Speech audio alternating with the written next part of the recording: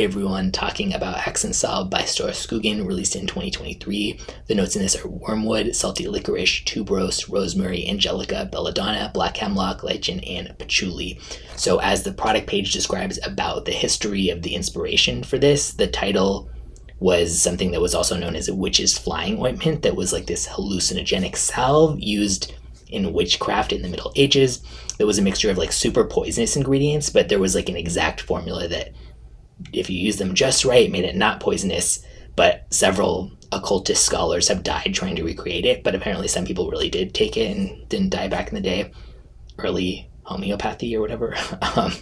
According to legend, it produced this like ecstatic trance with, hallucinations and this sensation of flying and erotic, delirious, and dangerous in the eyes of the puritanical society and blah, blah, blah.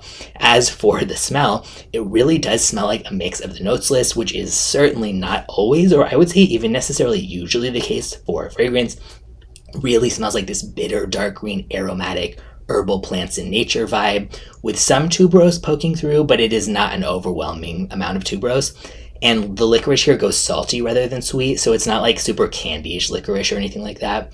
There's also a hay-like accord here, maybe from the belladonna. I'm not that familiar with what that smells like. I think this is interesting, and if you think the notes list looks intriguing to you, totally worth trying.